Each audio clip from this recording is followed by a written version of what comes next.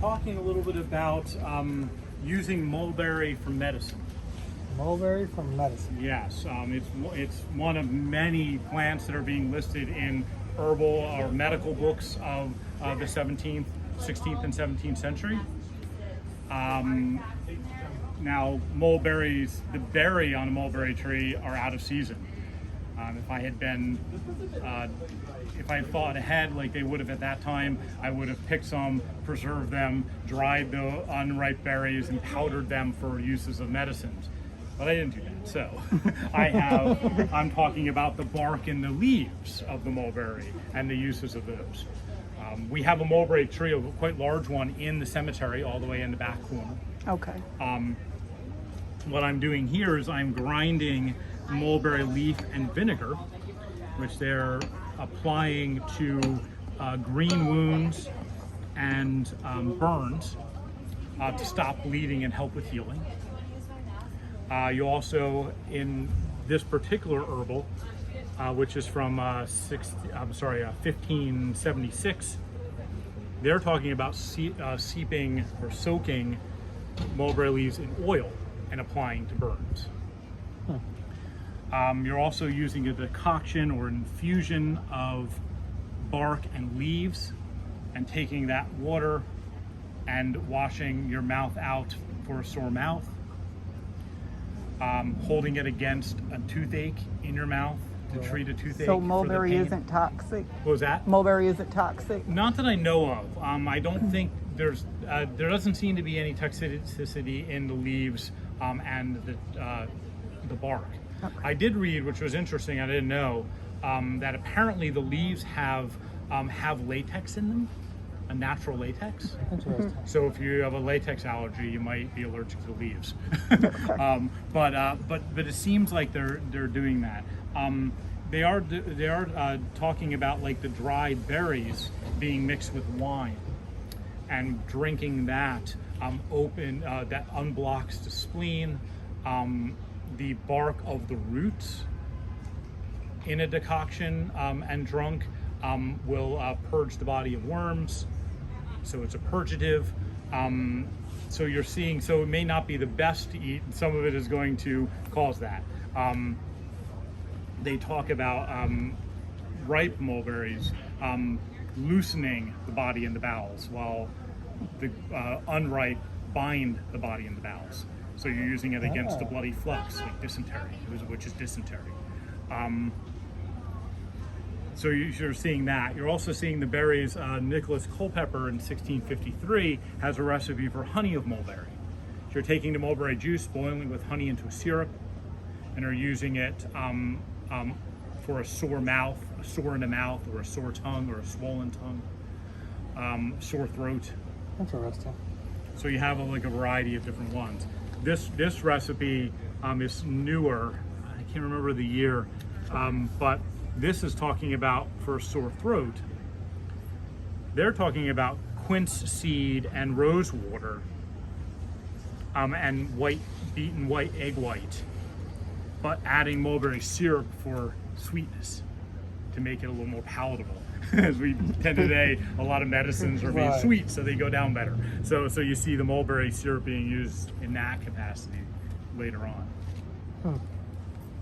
But it is very much so this is kind of the medicine that the English are bringing here. They're also encountering Native American medicine when they arrive. There's a book called New England's Rarities Discovered, which was written in 1672. And John Jocelyn writes about kind of like herbs, plants, animals, minerals that are found here in New England, that are found in England or aren't found in England, and also a lot of recipes on how the Native Americans are using those animals that the English aren't aware of, like bears, beaver. Other plants like cranberry, which the English are calling bearberries because they see bears eating them. Like these are things that are unknown in England. So he's writing about their characteristics and their uses here, not only by the English here, but also Native Americans. So. Interesting. Do they carry those recipes or the books inside or anything? I don't think we have. Sometimes we have copies of Culpepper's Herbal, so Nicholas Culpepper. I know that the Witch House in town usually has copies of Culpepper Okay. in their gift shop, and some of the other gift shops might too, and the witch stores, because the witch stores, a lot of them, you know, obviously talk about herbs and Right. and you know and herbal medicines. So Culpepper is they probably have copies of that. Okay. I know that Nicholas Culpepper, the reprint is very recent, so you can definitely find it like online and such. Okay. So Okay. Thank you.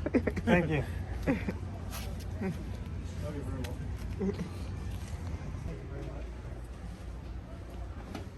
welcome in. Hello. So I kind of know what the cemetery is and what all is there. Right. So this right here, we're in the Pickman house. This house Okay. goes back to about 1672. Okay. It's the oldest house in Salem beyond its original foundation. It serves as our welcome center for the cemetery. We've got a exhibit space in the other room and our shop over here. The house is not directly connected to the cemetery most of the time, although this part of the cemetery that kind of juts down this way to Liberty Street was in fact donated by Samuel Pickman to the town of Salem so they could expand their cemetery. Okay.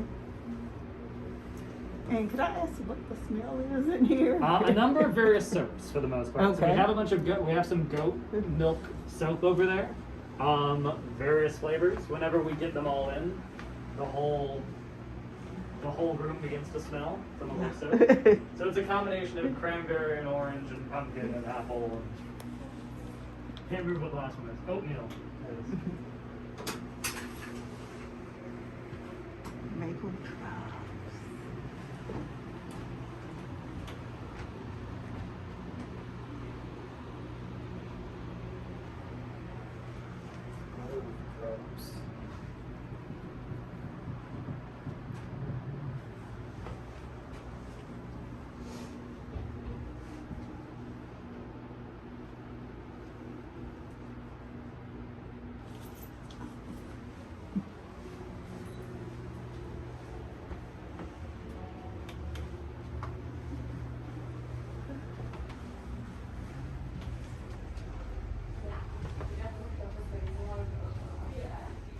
And I don't know, she said that I carry the weight of a lot of swords, but that through like labor and hard work, that like by the end of my life, I will have removed all of them. And she was like, oh, you're next.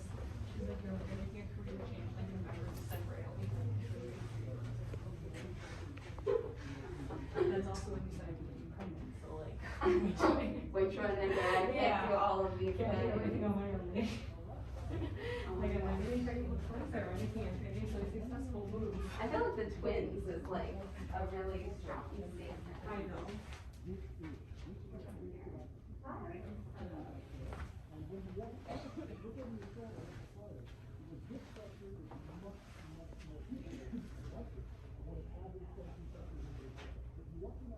Yeah.